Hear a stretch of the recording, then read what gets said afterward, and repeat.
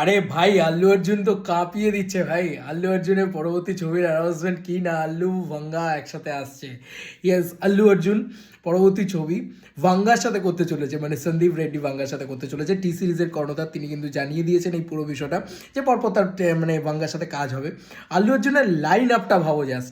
আল্লু অর্জুন পুষ্পা 3 নাকি করছে, নাকি A22 যেটা রয়েছে সেটা, মানে অলরেডি অ্যাটলি আল্লু অর্জুন যে সাইফাই জনারে হবে।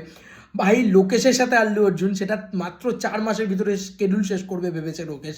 তো এটা একটা বড় বিষয়, কারণ আড়াই বছর ধরে মিনিমাম হয় আর কি ছবিগুলো, আল্লুর ছবিগুলোই আর কি। তো সেটা একটা মানে বাজেটও কমবে, এবং লোকেশ খুব তাড়াতাড়ি সেটাকে র্যাপ আপও করতে পারবে, আর খুব ভালো ছবিও হবে আই হোপ। তো এই একটা দিক তো রয়েছে লোকেশ আল্লুর সাথে, তার সাথে অ্যাটলির সাথে, তারপরে চলো ভাঙ্গার সাথে, তারপরে চলো সুকুমারের সাথে। মানে কী সব লাইন আপ লাগিয়ে রেখেছে আল্লু অর্জুন সিরিয়াসলি।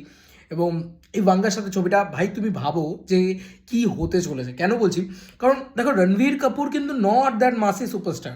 এবার আল্লু অর্জুন যে লেভেলের ক্রাউড পুলার, আল্লু অর্জুনের যা ক্ষমতা আছে, যেভাবে কথা বলতে পারে, যেভাবে মানে পারফরমেন্স দিতে পারে, ওকে যদি ভাঙ্গা পায় চির ফারকে রাখ দেগা ভাই। প্রত্যেকটা ছবি বক্স অফিসে তাবাই হতে চলেছে, তাবাই বলে মানে তাবাই, তাণ্ডব, সুনামি, এইসব হতে চলেছে আর কি। ফাম্পার আপডেট এটা একটা আল্লু অর্জুনের জীবন থেকে আর কি। পরপর হ্যাঁ, আমাদের 3-4 বছর মিনিমাম ওয়েট করতে হবে বাংলার সাথে ছবিটার জন্য, কারণ পরপর ছবি আছে আল্লু অর্জুনের হাতে।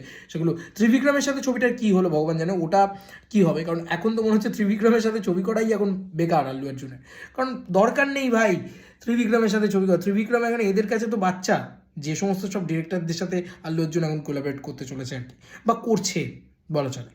তোমাদের কার কি মতামত আল্লু অর্জুনের এই আপকামিং লাইন আপ নিয়ে অবভিয়াসলি জানিও। Bye bye.